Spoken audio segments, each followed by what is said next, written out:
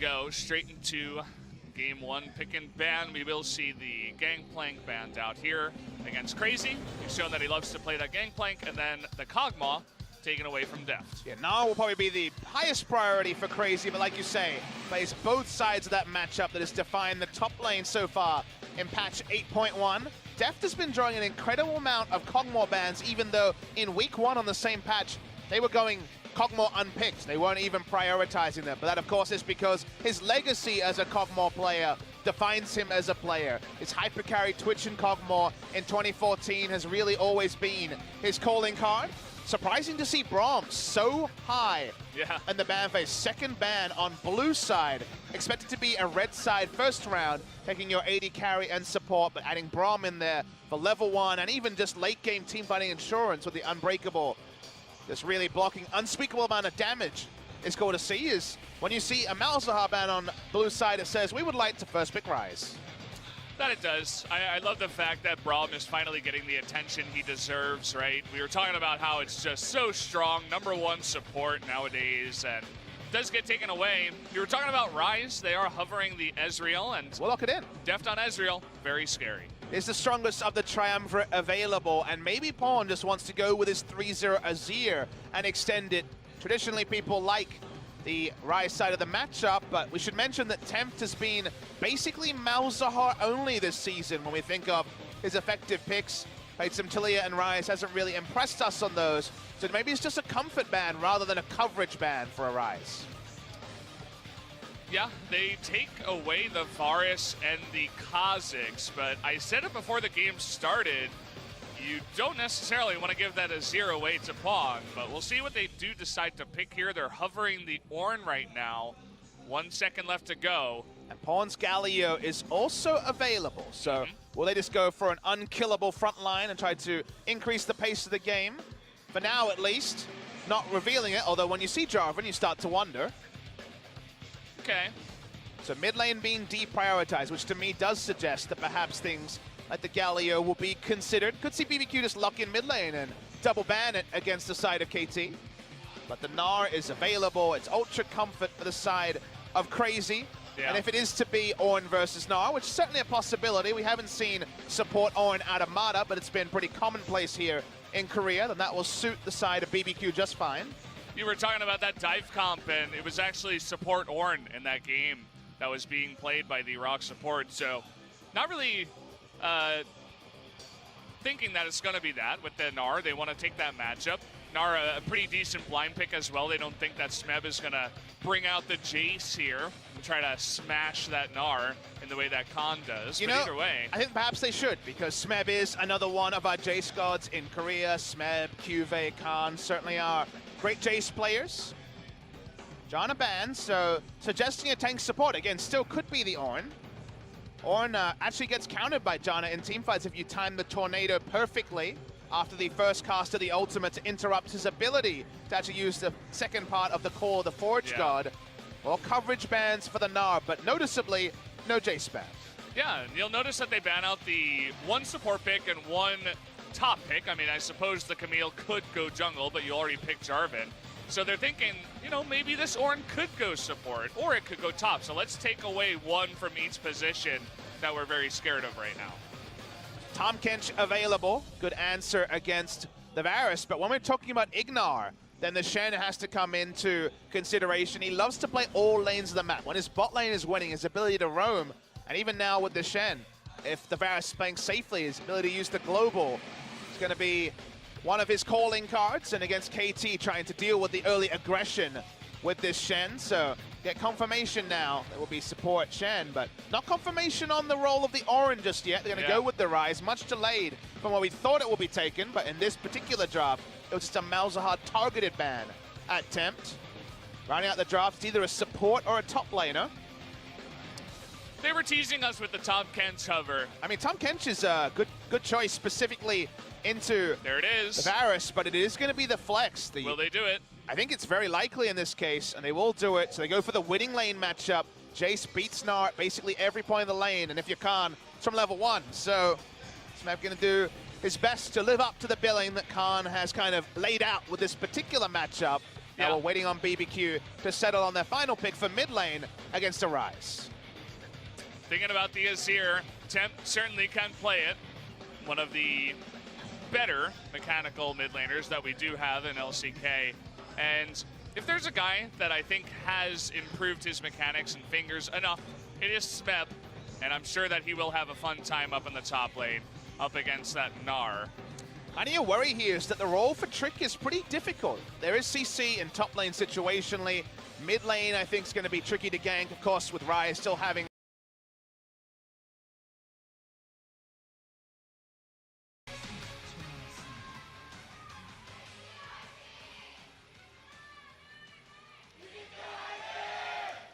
Match 16.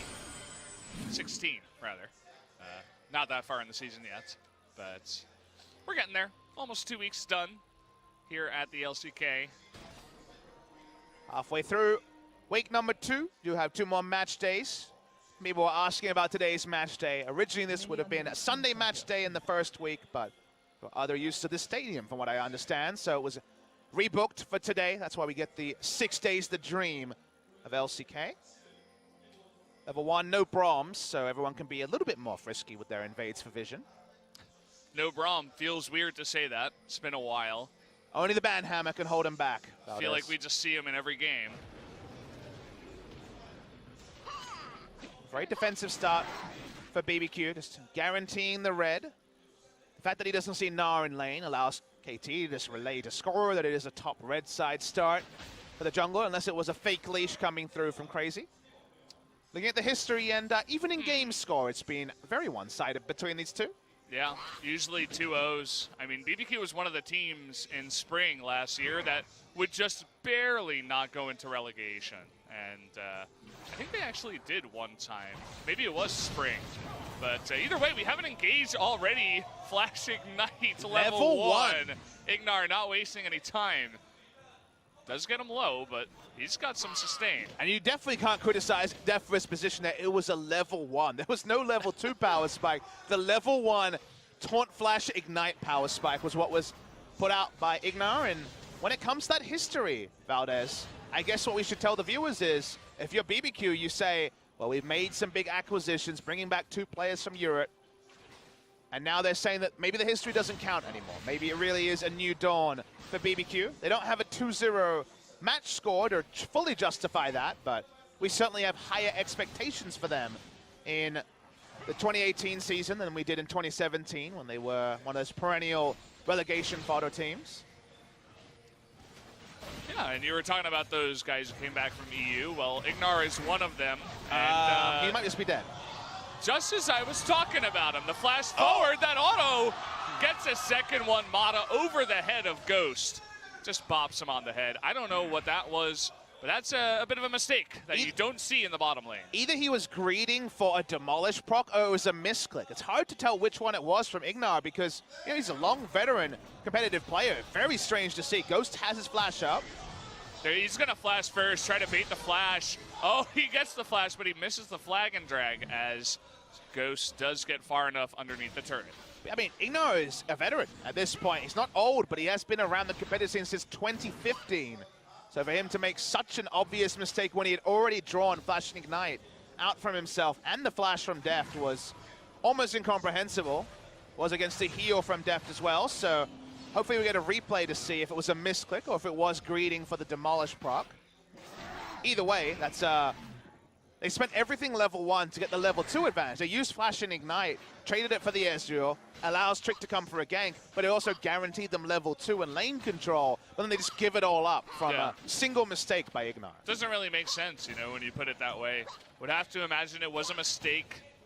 I don't think you're going to try to go for that level 2 demolish proc. That's like really min-maxing, and would not like to see that. But who knows if we'll get a replay?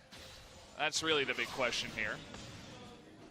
So far we've seen in the mid lane, the Rise that we did not see much of in Series 1 to see it in Game 1. We're going to see a replay. Thanks, Spoo TV. So let's see. Demolish, 3, 4, 5, 6. He greeted for a demolish proc and died. That's just awful from Ignar. Yeah. Really, really unnecessary. You don't have any extra health. The demolish proc's not going to be 200 HP at level 2. bizarre, bizarre stuff. Just too greedy. Yeah. Well, I mean, that's definitely one thing you always talk about going back and watching the VOD review. That's one thing where you're like, never do that again, ever again. That's a very easy coach point of no. Never again, no. Slap on the wrist, like... No explanation. Not even one thought ever again. You never need to explain that one. Very, very straightforward. So unfortunate for Ignar, who had a really good start in his first series. Some sick outplays and some great roaming on the Alistair, but there's too much greed there. He does have Unsealed Spellbook, so his flash is going to be up a lot before Deft, so that's another thing. If you just play the standard laning phase, this is the part where you're like, my flash is up. I know his is still 40 seconds off cooldown. It is Ezreal, but that would have been another window of power. Right now, things are just that much different after the kind of rush of blood to the head by Ignar. Yeah. At least the kill did go over to Mata and not Deft, so in terms of taking away a little bit of the scaling from the Ezreal, that can be pretty ridiculous if he does scale very fast. At least the gold did go over to Mata. So we'll see if they do want to do any play like that. He's got his Ignite as well. While Smeb and Crazy were pretty equal early in the game, after junglers were accounted for, Crazy's been denied 2 to 3 waves here. He's gone for a big grouped minion wave pushing to him, but they're trying to punish him and turret dive as the minion comes. Good start here. Okay, the flash forward into that rune prison. Feels like it lasts a lifetime, and this time it will. 2 seconds. That's enough to take down Crazy in the top lane. And that is a huge punish. Look at the minion wave he's losing. It just teleported to top side. I love the roam timing from KT. That's the confidence of winning the telecom war being reflected. Everyone's communication through that new shot caller in Smeb, and an insanely large punish. Look at the CS difference. He's losing another minion wave to top side. He just lost the best part of 3 to 3.5 minion waves for free. It's real ugly, and even the red buff goes to Smeb on the Jace to add insult to injury. They put a control ward at the red. Trick tries to go in there, but he doesn't have a smite available, so he can't even steal the red back. So wasted time for Trick. Got invaded at his Raptors right after that kill happened. And already a nice little lead here for KT. The Azir pick in mid lane is kind of count against them again. Obviously the only lane that nothing bad has happened for BBQ, but the reason why I say that is that, what did we say? We said, well, probably not going to be able to gank for the Gnar. It's a tough lane matchup. He would have loved to be on the Malzahar and be a reliable lane for the Kha'Zix to enter. Now it's just Azir wave clearing, so Kha'Zix can't really enter his topside jungle. Might just be killed by Jace and Jarvan roaming down. We're going to see the replay. The timing here is the story. Crazy's been desperate for the minions for the longest time, trying to play respectful, but then you punish the respect with a beautifully timed turret dive. Great EQ from Smeb as well. And now he has red buff, and Crazy's day is ruined. Crazy, all he can do now is try to farm with Boomerang. Which pushes the wave. Yeah, I mean, he can't even get close. Smeb has all the control in the world up there. Sadly, this rune, good against Jinair, not good against KT Rolster with a start like this, the Gathering Storm. Yeah, I like the idea, but maybe not in this game. It's not over, but 1,700 gold lead, and the Gnar insanely far behind. Yeah, it feels like a problem. Feels like one of those solo queue games where your top laner goes 0-3 really early on, and it's like, well, he's not going to be a factor until 40 minutes into this game. We're in pro play though, so he won't run it down. He'll do his absolute best. True. No running down anymore, not in League of Legends. But the Jace will make him accountable. Trick either has to cover a Gnar who can't all in against the Jace, or give up his topside jungle, and he would love a red buff, but going to be denied one of those for a while. They're looking for a play towards Trick, it looks like. Rune Prison, or Realm Warp coming on in, looking for a potential Rune Prison, but will not happen as Trick is already evolved on his ultimate.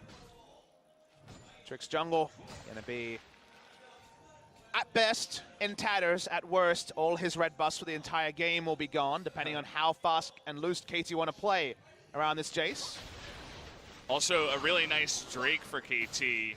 That extra damage with the Infernal Drake to start with total map control. The only thing is that a lot of their control is up towards the red side jungle. I'm sure they'll eventually take control of that Drake.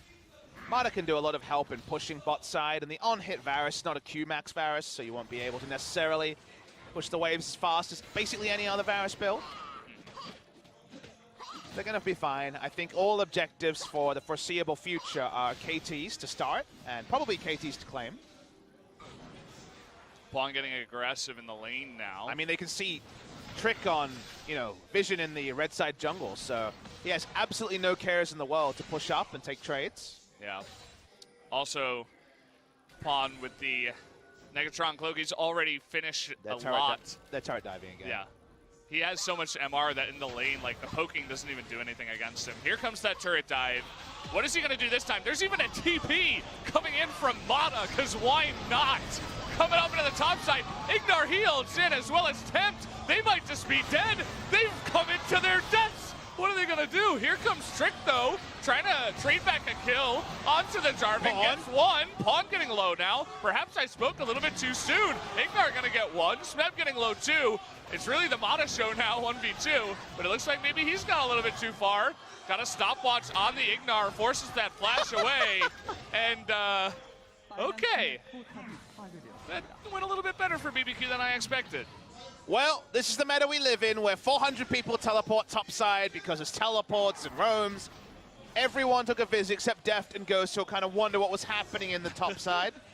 They get the turret, which is what they went for, but it's more bloody than it needed to be for KT. That was perhaps bravado being false bravado for a moment, even if it still cements a 3,000 gold lead. Would have to agree. Look at what happens in the bottom lane when there's no support. Deft already off to a really good start in this lane with the assist. Feels like with Ezreal, for the one time we can be like, look at the item difference, a Mana Moon and Sheen against just a couple of daggers and also a pickaxe. But let's talk about top side, as Crazy got the Shen ult and thought he'd be fine, but everyone was coming for a top lane party. Crazy wasn't invited. As this went on though, Pawn is turret diving, and Trick, who you would think would have been chased out of the top side, is there. And between the two, they are able to mop this up a little bit. Doesn't end up being super positive for BBQ because they still lose the turret. Ignar actually taunting someone to death is hilarious. But it kept going on. Mata didn't die. And KT still got the objective they came for. The visual bug there is funny too. I was wondering what happened there. Like, how did he just... Yeah, okay. But yeah, it's a pickaxe and 2 daggers against a lot of items on the side of Deft. So that's no fun for Ghost. Including the amount of poke you can do when there's no threat of any taunts, of any ultimate combo from the Varus. Isn't it great when Jace is in the meta? It is. The games just have so really much action. I feel like SpoTV is just like all these teams, they've banded together and they're like, hey guys, it's Papa's birthday, it's Pawn's birthday, let's get everybody home on time and let's have some time to celebrate. Let's play these really fast compositions and make them work. Beautiful. Can't ask for anything more. And I even had some BBQ chicken. So yes. Getting everything here is a lot of damage done by Tempt. Off screen mostly. We kind of watched only when Pawn has walked up and done a bit of damage. Bit of a one-sided narrative there for the birthday boy. Another invade by Skull. As I said, every objective KT wants, BBQ is probably going to be second to. The ultimate comes through. Doesn't actually steal it away. Yeah. Was on point. At least to hit the blue buff. Nice item timing from Azir on the Nashor's too. Ghost just wants to stay extended in laning phase. May actually have enough gold for the Rage Blade, but not 100% clear on that. He was thinking about backing, but a pretty severe push down in the bottom lane. Like, look at how low that turret is already getting. Q's are already doing 300 damage or so to him as well. Deft doesn't miss. He's on point. Maybe after defeating SKT, he's like, okay, I'm back in full form. Kha'Zix is here. Yeah. Not spotted until now. The flash into the ultimate. Here comes that Orin, though. And Mata was stunned and snared. He wasn't actually able to use the second part of the ult. Yeah, we got Ignar coming in as well. That's going to be the kill onto Deft. Right as I'm praising him.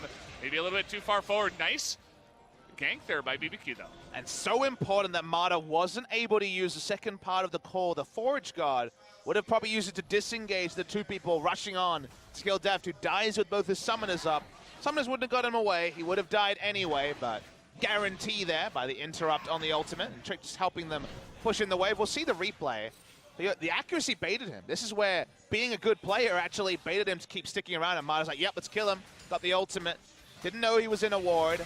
Mada building up items. Watch the ult here. The second part, the Chain of Corruption, actually stops Mada from being able to use it, as far as we can tell. From there, Deft can't do anything. The rest walk away. Awkward stuff for KT Rolster, but well pounced on by BBQ. You can't pong it back if you can't move. So Score, after securing the Infernal Drake, says, well, this is my job as a jungler. I dive if I can, and then I'm going to take some objectives. Smeb even coming on over after pushing the top lane. A pretty free objective, as you were talking about, for KT Rolster, trying to snowball their lead. If you guys are wondering about the build, the Jace build we've seen every time we've seen the counter matchup of Jace into Gnar is to play the Ruin King into the Black Cleaver just to try to annihilate the Gnar. Play the Ruin King, situationally useful for the slow, but also the HP damage when he's in the Mega Gnar form. So while it's not a poke build, he's not looking to poke, he's just looking to try to kill the enemy top laner. They're looking for attempts to get baited by Pawn here. But here comes Trick. Might be a forced 1v2. Scott tried to do the shortest ever EQ to actually stun him up, but still missed it. He like put the flag on top of himself. That was really funny. Yeah. Oh, Rift Herald comes in. Not going to kill it outright. No. We'll see if they go in together. 3-on-2 right now. You got Ornn and... Oh, boy! Sempt losing more than half his health to one Shock Blast. And at the same time, the bottom turret goes down. Nowhere for the Varus to stand. He couldn't come over. He couldn't do anything. The ult from Ignar is still on cooldown. It gets a second charge, but obviously not going to be a massive one. KT Rolster. So much standing gold, and they want Ghost as well. And they're going to have him eating up their BBQ chicken very deliciously tonight. Okay. Crazy's fighting back. He's got Trick with him, but the TP is coming in. Do they have enough damage, though? Boomerang is going to do it, and the TP is canceled, saying, you're dead, buddy. We're going to go for bot turret anyway. Pawn is pushing in. He's feeling really good today on his birthday. Feels birthday man working for Pawn and for KT Rolster. It took the time of Trick as basically every part of their structures outside the base were being taken down as they chased down the kill. 2 out of 5 for both junglers, but Score just needs to help tank a turret. That's really all he has to do. The damage is there from his laners, that's for certain. 4 turrets to 0 right now. No other objectives to take at the moment. So we'll see what KT wants to do in the interim. Will they just farm up, try to deny as many camps as possible in the enemy jungle? We're going to take another look at Ghost, who doesn't have his flash, gets hit by the brittle proc as well. And even though Mada misses his charge, actually charges into the turret, it does not matter. One of the reasons that Ornn's support is so strong is that the ultimate is an insane ability because of the range you can cast it from. Also the cooldown, but that'll be adjusted in the future. And then in the late game, you're like, hey, we got a guy who's pretty tanky who can initiate, and we got the Ornn items as well. So even from the support role, if you ban away a lot of other high presence support, or the Braum, who's probably a higher tier support than most of the other ones, why not Braum? Why not Ornn and his ability also to be a flex pick? So very, very clean stuff from KT, and they got the Jace into Gnar because there wasn't the double ban by BBQ to cover. It was only the ban on the Camille, not the Jace. You think we'll still see Ornn very popular after the pretty severe nerf? He's going to get out of here. He's totally fine. He's Ryze in this meta. Already got Zhonya's as well. Do you think we're going to see Ornn still after the heavy nerf to the cooldown? So the nerf to the W Unstoppable is a pretty big one for laning phase. Yeah. I actually think we'll see him more in support. I don't think we'll see as much top lane Ornn. But I think for support, obviously the outplay is nice, but just how much he provides from support in terms of engage and also the items in a long meta, where games are on average going very long, I think he still will see a spot in support, but my first thought is probably not at top lane. Yeah, would have to agree. You'll notice that Mada down in the bottom lane just went for cooldown reduction boots. Why not? He's basically just let's ult as many times as possible. Hey, right he'll tank some turret shots as well. Yeah, he's probably got demolition. Move on in there and do a bit of damage. KT's map control has been pretty much 100%. I actually spy some aggressive wards on the enemy blue. That's the first time BBQ have been able to push up vision. Is why not kill Ghost again? He has his flash. but they decide just to knock him up. The Shock Blast is going to miss here. But Deft with the red buff. Tempt cannot stay in lane against Spawn anymore. I say Deft, I mean Tempt. Having a bit of trouble 1v1 right now. Great map control from KT. I love how they are keeping their foot on the accelerator in a way that, you know, KSV were able to do in Game 3, that Kingzone have done twice in recent memory. This is, again, a style that we'd love to see more in Korea, but you need to be so on point, both in terms of your pick and ban, but also your early game strategy to get into a spot like this where everywhere KT goes, it's going to be a win. It's a lot of damage onto Pawn, into the taunt, and he misses his flash, but it doesn't matter because he's Rise. Looks like Score might get away as well. Deft is really strong. Oh, he was doing 400 damage Mystic shots onto Trick. I see you face some Rises in solo queue. You're working on some frustration here, Valdez. Yeah, you know, I got to get it out when it's appropriate. Look, at least it's a Zonia's Rise. At least he paid. Yeah, he paid for it, you know. He deserves it, right? I mean, no, but he paid for it. True. Was the information that on the PBE, they announced that for 8.3, the Zonia's port, or the stopwatch port, both of those will be gone. Okay. But we've still got a few more weeks to enjoy of this. It's nice for all the Rise players. I made a tweet the other day where I was like, how much of Rise's, you know, top tier potential in the meta currently is because he has a free escape with stopwatch and Zonia's eventually? What do you think, Papa? You For didn't solo answer my queue, tweet. I would say 95% because Okay. Rise is not a good champion in solo queue. His ultimate gets almost no value because the amount of coordination without voice comms is unlikely. In pro play, you know, it's 50-50. We're going to watch the replay here as somehow Pawn didn't die. Thank you, Sonia's. The thing is, Rise is a safe laner even without the ability to stopwatch ult, just because he builds in such a flexible way, tier into whatever you feel like when it comes to mana items. So he'll still be used, I think, at least a bit. But for solo queue, I think almost all of his power, his ult is almost an ability you shouldn't level, just because without the Zonia's play, I think it really contributes almost nothing in pro play. Sorry, in solo queue play. Yeah. Okay, well, I guess we'll see in the future. 8.3 will be rolling around eventually. You can still play side lanes really well, so we'll see some of it as they're hunting crazy. And they should be able to get him. In comes Ignar. Score trying to move forward. He gets that max range Cataclysm. A couple more auto attacks will do it, even with how tanky Crazy is right now, surprisingly. They do eventually take him out 3-on-2. Score actually dropped the Cataclysm, stopped there being a multi-man stun against it. Smart from him. Not that it was going to matter in that case. Too low was the Gnar. They keep pushing up, going to get a little bit of damage onto the inhibitor turret here. They back away. He draws 3 people. Things going great for the side of KT Rolster. Turns out that even in 8.1, if you get this far ahead this fast, with that big of an advantage up in the top lane, and even in the bot lane, you can snowball it quite easily. They couldn't afford to have bot lane give up kill early while top lane was a counter matchup, Valdez. That was the really big problem for the side of BBQ. Drake's going to try to make something out of this. I think better of it. Yeah. Yep. Even with the extra slow, with the isolation. 5 members of KT here, so BBQ cannot engage any longer. The entire jungle is KT's. The red side jungle for now. Trick trying to take some back. Not really sure about the Black Cleaver rush from Crazy. I feel like when you're in this spot, you kind of piece together a Frozen Mallet and a Warden's Mail, and you make the best of it, because at least with Frozen Mallet, theoretically, a jungler can gap close and kill the Jace. With Black Cleaver, you're so squishy that you're never going to be able to chase down the Jace. You lose every type of 1v1. We're going to see the replay. Crazy thought it was going to be a 1v1, and very quickly it wasn't. Ornn from downtown in the mid lane, ulting on in. And meanwhile, this was Pawn finding Trick and getting out. So he's 1v2ing pretty happily up there.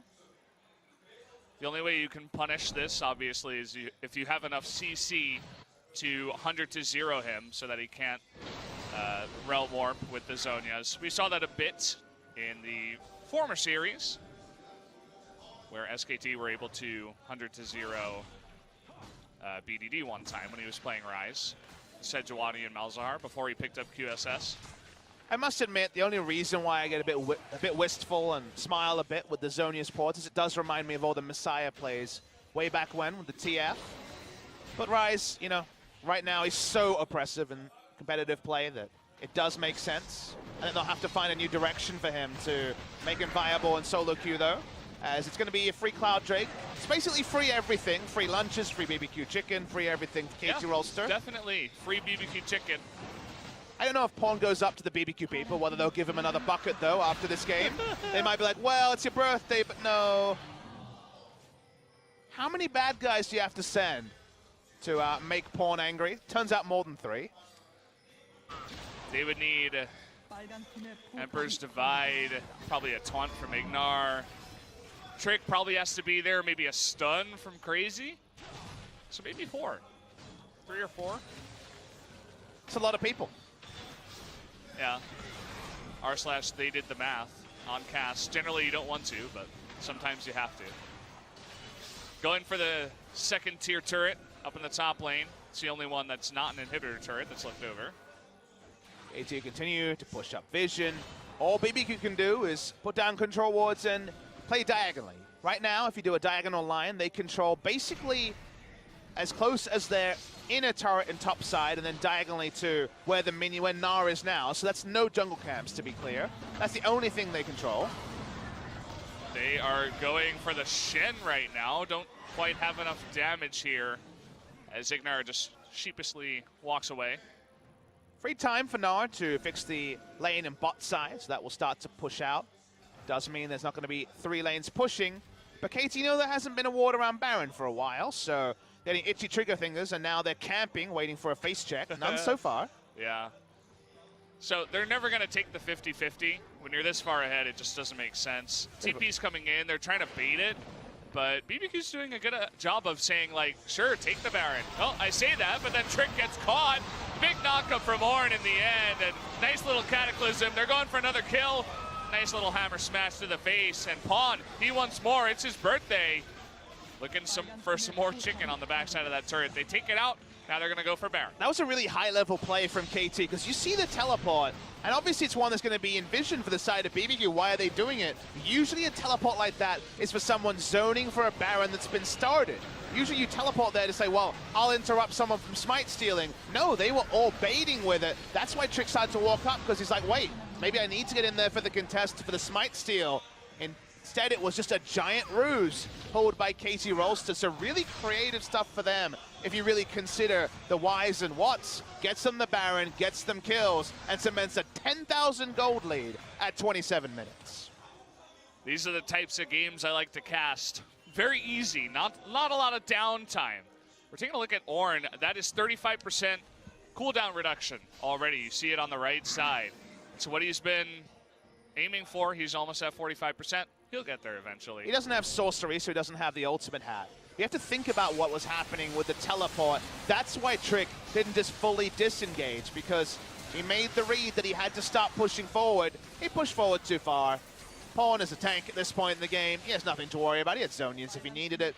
They take the turret, they take the Baron, and they're ready to end the game. They're looking for it. Going for bottom lane now with the Baron buff. So far, it's only Smev and Deft here, but you see a couple more members in the jungle making their way over. That's the poke I was talking about. Trick lost almost all of his life. And he's just going to have to go back into the base. Looks like they're going to be pushing 3 lanes this time. Send 3 people down in bot, score in the mid lane, and Pawn up in the top side. Now drawing a couple of members top side. That's not good. Rice can always get away. Take down the first inhibitor of the game. At 29 minutes, good time there by KT. Not King Zone, but close enough. Mata's just zoning with ultimates. Yeah, he's like, we're not going for it, but I'm just going to ult you anyway. He's getting his eye in, Valdez. Oh, Smev already has a QSS. Well, Chain of Corruption isn't going to keep him in place then. Now going for the second inhibitor here. BBQ tails between their legs. And inhibitor 2 goes down. Tower number 3 up in the top side. This might be one of the most one-sided games we've seen here in LCK. Anyone else ready to watch KT versus King Zone? I am. Sign me up, Papa.